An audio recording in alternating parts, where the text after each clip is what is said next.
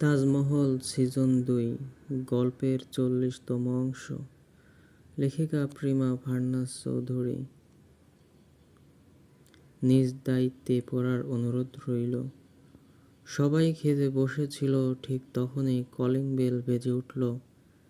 তাসনুভা বলল, আমি দেখছি। দরজা খোলা মাত্রই সে আনিসকে দেখতে পেল। আনিসের হাতে একটা থলে, তাতে শাকসবজি আর অনেক বাজার সদাই দেখা যাচ্ছে। শাহেদা বেগম পাঠিয়েছেন। তাসনুভা জানতে চাইল, বাড়িতে গিয়েছিলেন? আর আমাকে ফোন দিতে মনে নেই? আমি তাড়াহুড়ো করছিলাম এখানে আসার জন্য। ফোনের দিকে মনোযোগ ছিল না, চার্জও ছিল না। রাগ করো না, খাওয়া দাওয়া হয়েছে? মাত্র বসেছি। আচ্ছা যাও, খেয়ে নাও। আমি খেয়ে এসেছি। আশ্চর্য, খেয়ে এলেন কেন? আমি ভাইয়াকে বলেছি আপনি এখানে খাবেন। আচ্ছা চলো, আমি ওকে বুঝিয়ে বলবো। তিতলি খেতে খেতে শাওনকে বলল, শাওন ভাই, আপনাদের আরো দুটো ভিডিও করার কথা। এর পরের গানটা কি হবে? শাওন বলল, মনের যে নাই কোনো কামড়ে বন্ধু। মনেরও আবার কাজ থাকে, তা জানি না। আপনি দেবের গানের পাগল কেন? আমার ভালো লাগে। ভাইয়ে, তুমি আজকে একটা গান গাইবে? তৌসিফ খেতে খেতে মাথা নাড়ল। কেন একটা গান গাইবে আজকে, প্লিজ প্লিজ। ওই গানটা, মনের কিনারে চলে আয়, এলোমেলো করে দে আমায়। তাসনুভা বলল, তুমি পড়া মুখস্থ করতে পারো না, কিন্তু তোমার অন্য সব মুখস্থ হয়ে যায়। সব গানের লিরিক্স তোমার মুখস্থ। তৌসিফ বলল, তুই বড় বোন হয়ে করিস কি? ধরে দুটো দিতে পারিস না? তাসনুভা তিতলির দিকে তাকালো। তিতলি, তাড়াতাড়ি খাও, খেয়ে বাবুকে কোলে নাও। শাইনা খেতে আসবে। আনিস ভাই আছে না, ওনাকে দাও, আমার খেতে সময় লাগে। উনি বাচ্চা সামলাতে পারবে না, কথা কম বলবে। তিতলি হাড্ডিতে কামড় বসালো। তৌসিফকে বলল, ভাইয়ে, তুমি সত্যি গান গাইবে না? ধরে দেবো একটা। আমি কি গায়ক যে গান গাইব? তুমি তো মাঝে মধ্যেই বলো। তিতলিনি, এদিকে আয়, তোকে একটা গান শোনাই। কি করে তোকে বলবো, তুই কি আমার? ধুম করে একটা কিল বসিয়ে দিল তৌসিফ। তিতলির কাশি উঠে গেল। সে কাশি সামলে তৌসিফকে উল্টো একটা কিল বসিয়ে দিল। তাসনুভা চেঁচিয়ে বলল, মেজো ভাইয়া দেখো, ওরা মারামারি করছে। তাজদার গর্জে উঠল পাশের রুম থেকে। সমস্যা কি? দুটোকে কান ধরে বের করে দেব। তিতলি বলল, ও আমাকে আগে মেরেছে। তাজদার বলল, তৌসিফ তুই কি ছোট বাচ্চা?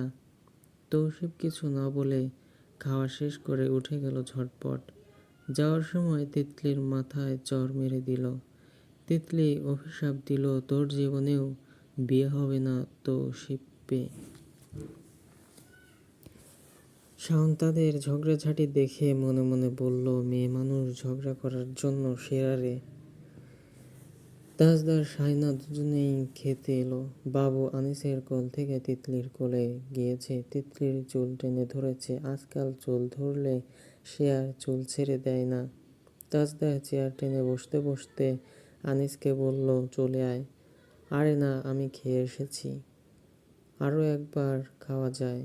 অসম্ভব। তাসনুভা বলল, থাক, আর বলার দরকার নেই, উনি না খেয়েও তো আসতে পারত।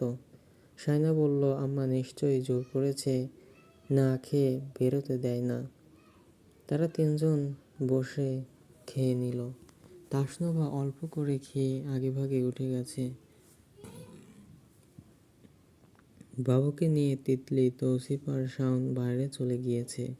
নিশ্চয়ই তিতলির আবদারে। খাওয়া দাওয়া করে তার একটু হাঁটাহাঁটি করতে হয়। ইদানিং ভীষণ গোলুমোলু হয়ে যাচ্ছে সে। তার বরের খুব কষ্ট হবে কোলে নিতে।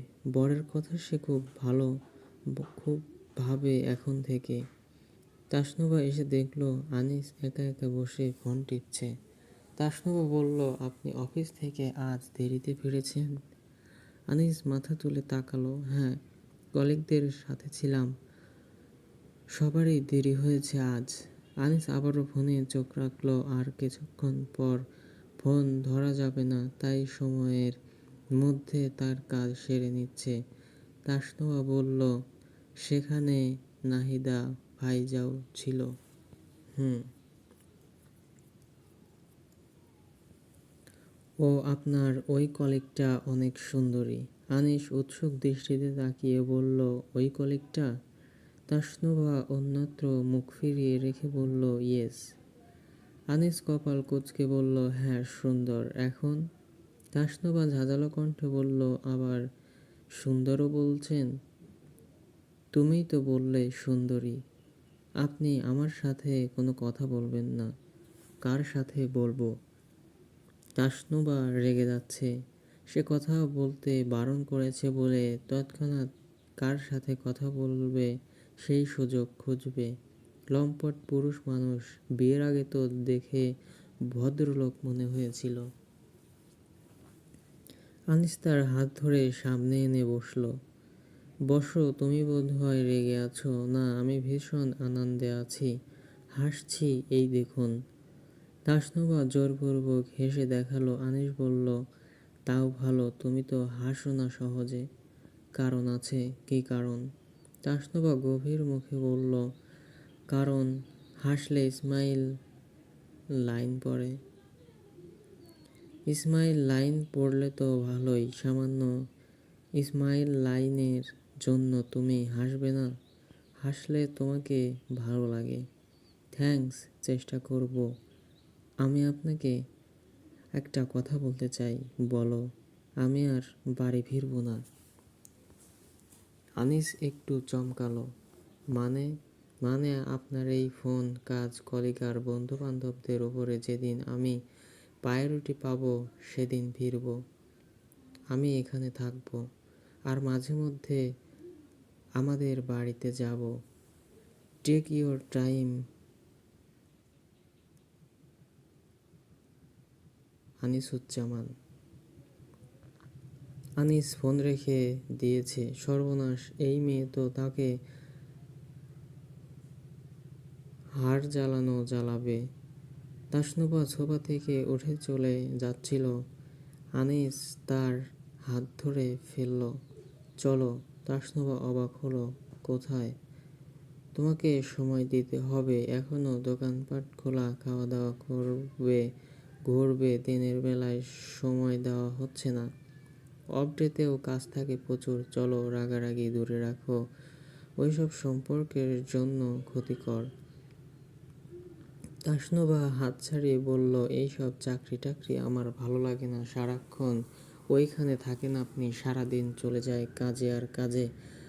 আমরা ঘুরতে যাব কখন? আমার ইচ্ছে ছিল আপনার পাসপোর্ট চলে এলে বাইরে ঘুরতে যাব। আনিস তার হাত ধরে বলল, আচ্ছা যাব এক সময়। চলো, এখন চলো। আমি তাজকে ফোনে জানিয়ে দেব। চলো চলো। তাসনুভা বলল, ব্যাগ কিচ্ছু দরকার নেই। সাইনা খাওয়া দাওয়া সেরে ফিরে এসে দেখলো কেউ নেই। ঘরটা ফাঁকা। এরা সবাই গেল কোথায়? বাবুকে কোথায় নিয়ে গেল একটু দেখবেন।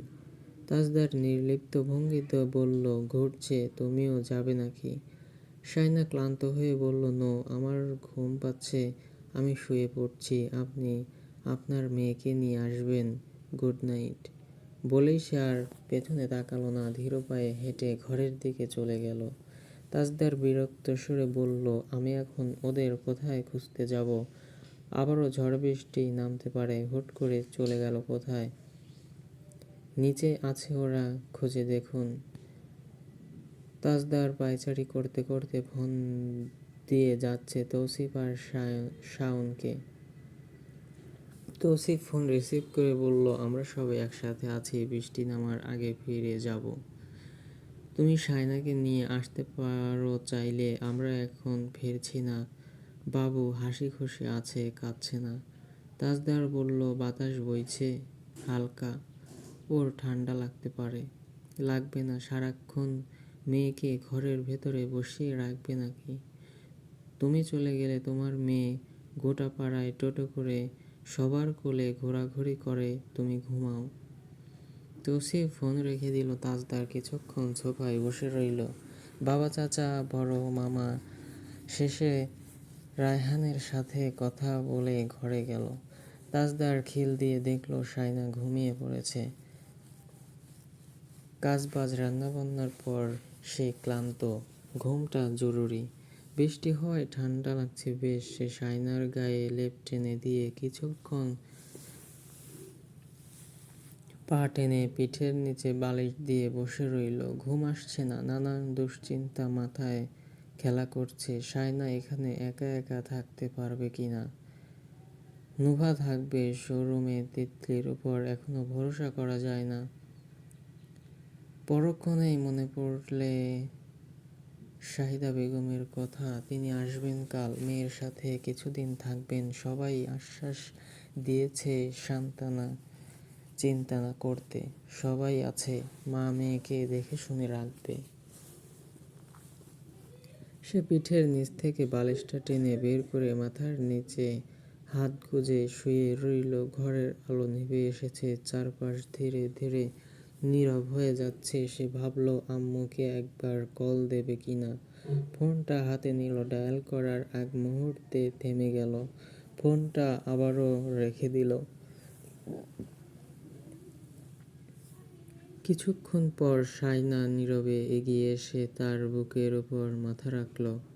তাজদারের বাহুর বেষ্টনীতে নিজেকে গুজে দিতে নিতে সে অস্ফুট স্বরে কি যেন বলল, বোঝা গেল না।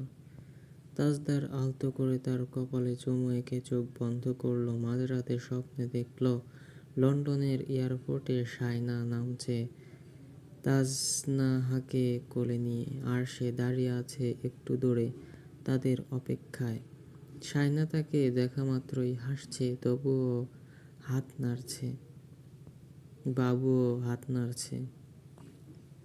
ড্রয়িং রুমে তৌসিফ তিতলির গলার আওয়াজ শুনে চোখ ছুটে গেল। সে দরজা খুলে বেরিয়ে এসে ঘুমন্ত বাবুকে কোলে নিয়ে ঘরে এলো। বুকের সাথে জড়িয়ে ধরে রেখে কিছুক্ষণ হেঁটে হেঁটে ছোট্ট গাল কপালে আদরে ভরিয়ে দিল। তারপর কটে শুইয়ে দিয়ে শায়নাকে ডাকল। শায়না ঘুম জড়ানো চোখে বলল, কি হলো? একটা স্বপ্ন দেখেছি মমতাজ, তাকাও। আরেকটা বিয়ে করেছেন জানি। তাজদার আর কিছু বলল না। ভীষণ রেগে গেছে সে। তাকে কি মনে করে এই মেয়ে? তার এত আদরে বউ থাকতে সে আবার বিয়ে করবে কোন দুঃখে? শায়না প্রায় অনেকক্ষণ পর চোখ মেলতেই দেখল মেয়ে হাত পা নেড়ে খেলছে, আর তার বাবা ঘুমিয়ে মাথাটা কাত হয়ে আছে। সে ধীরে ধীরে আলতো হাতে মাথাটা বালিশে তুলে নিয়ে কপালে চুম্বন করল। তাজদার আচমকা বুকে হাত ভাঁজ করে পাশ ফিরে শুয়ে পড়ল। শায়না তার বাহুতে থুতনি ঠেকিয়ে বলল, জেগে থেকে আদর নেওয়া হচ্ছে? সে তাজদার চুলে হাত গলিয়ে দিল। স্বপ্নে কি দেখলেন বাবু মশাই? এমা ঘুমিয়ে পড়ছে নাকি? আমি ঘুমাচ্ছি, নো ডিস্টার্ব। সে শায়নাকে সরিয়ে দিতে চাইল। শায়না তাকে শক্ত করে ফিরিয়ে এনে তার বুকের উপর শুয়ে আঙ্গুল দিয়ে মুখে আঁকিবুকি করতে করতে বলল, স্বপ্নে নিশ্চয়ই দেখেছেন আমার কোমরে চিমটি কাটছেন, গাল ছিঁড়ে দিচ্ছেন, অসভ্য ভদ্রলোক। বলতে না বলতেই শায়না নিজের কোমরে বেশ জোরে একটা চিমটি টের পেল। ফলস্বরূপ ভীষণ রেগেমেগে সে তাজদার সিদ্দিকী গালে কামড় বসিয়ে দিল। তারপর সরে গিয়ে কোমরে হাত বুলাতে বুলাতে বলল, উফ, পুরুষ মানুষ কিভাবে এত জোরে চিমটি কাটে? এই সব তো মেয়ে মানুষের কাজ। তাজদার ফোনের স্ক্রিনে নিজের চেহারা দেখতে লাগলো। তারপর শায়নার দিকে চেয়ে বলল, দাঁত ৩২টার মধ্যে ২০-২৫টা বসিয়ে দিয়েছে। এই মুখ নিয়ে আমি লন্ডন ফিরব কী করে? মানুষ কি বলবে? মাত্র ২৫? তাহলে তো ৩২টা দাঁত বসানো জরুরি। সে তাজদারের দিকে তেড়ে এলো। তাজদার বালিশ নিয়ে ধমাধম মারল তাকে। শায়না তার বালিশ তুলে তাকে দ্বিগুণ মারল। বালিশ ছোড়াছুড়ি হতে গিয়ে যখন শায়না কেঁদে উঠল, তখন দুজনকেই শান্ত হয়ে ওকে একে অপরকে জড়িয়ে ধরে শুয়ে পড়ল। শায়না ধীরে ধীরে মাথা তুলে এক চোখ মাঝে মধ্যে খুলে খুলে দেখছে তাজনা আর কাঁদছে কিনা। তাজদারও এক চোখে খুলতেই শায়নার সাথে চোখাচোখি হয়ে গেল। সাথে সাথে দুজনেই একসাথে হেসে উঠল। শায়না হাত ছুড়তে ছুড়তে তার গলা জড়িয়ে ধরল। তাজদার সিদ্দিকী তখনও তার গালে ঠোঁট চেপে ধরে বলল, কাল থেকে আর পারবো না, স্টক আউট। পরদিন সন্ধ্যায় তাজদার এয়ারপোর্টের উদ্দেশ্যে রওনা দিয়েছে। এয়ারপোর্টে রওশনারাকে নিয়ে আসার জন্য অনেক চেষ্টা করেছে রায়হান। শেষ পর্যন্ত সে সফল হয়েছে। তাজদার পুরোটা সময় মন খারাপ করে বসেছিল গাড়িতে। এইবারের যাত্রাটা সবচেয়ে জঘন্য। তবে শেষ মুহূর্তে মাকে এয়ারপোর্টে দেখে সে কিছুটা স্তব্ধ হয়ে গেল। খুশি হলেও তো তা প্রকাশ করল না। রওশনারা বেশিক্ষণ ছেলের দিকে চেয়ে থাকতে পারলেন না। চোখের পাতা কাঁপছে। সবার ইশারায় তাজদার নিজেই গেল মায়ের কাছে, সালাম করে বলল, এলাম। রওশনারা ভেবেছেন সে বলবে তার বউ বাচ্চাকে দেখে রাখতে, কিন্তু সে তা বলল না। শুধু এটুকু বলল, আপনার রাগ পড়লে নাতনিকে একবার গিয়ে দেখে আসবেন। কিছুদিন পর হয়তো দাদা দাদু ডাকা শিখবে। আসি তবে। রওশনারা বোরকার ওড়নায় নিজের চোখ দুটো আলতোভাবে চেপে ধরলেন। দাঁড়াও। তাজদার থেমে গেল। রওশনারা চোখের কোণাটা মুছতে মুছতে নিজের ব্যাগ খুলে কিছু খুচরো ১,০০০ টাকার নোট বের করে দিলেন। এই বয়সে, এই অবস্থায় এসব টাকা তাজদারের কোনো প্রয়োজন নেই। তবুও ছোটবেলা থেকে মা যেমন করে দিয়ে আসছেন, আজও তেমন করেই দিলেন। আর তাজদার এইবার নিল। মায়েদের কাছে ছেলেরা কোনোদিন বড় হয় না, আর মায়ের হাতের খুচরো টাকা সন্তানের কাছে কখনোই অপ্রয়োজনীয় হয়ে ওঠে না। টাকাগুলো নিয়ে সে নিজের হাতের মুঠোয় দিকে তাকালো। কিছুক্ষণ তাকিয়ে থাকার পর পকেটে ভরে এগিয়ে এসে মাকে জড়িয়ে ধরল আম্মু। রওশন তার ডাকে হো হো করে কেঁদে উঠলেন। এইবার শক্ত করে জড়িয়ে ধরে পিঠে হাত বুলিয়ে ছেলের মাথায় চুমু খেলেন। তাজদার মায়ের হাত নিয়ে চোখ ছুঁয়ে বলল, সরি, আমি এইবার দেরিতে ফিরবো জানি। তাজনা আর ওর মাকে যত্ন করে পাঠিয়ে দেবেন ফাইনাল পরীক্ষার পর। আমি তিতলির বিয়ের সময় আসবো ইনশাল্লাহ। গল্পটি কেমন লাগলো অবশ্যই কমেন্ট করে জানাবেন।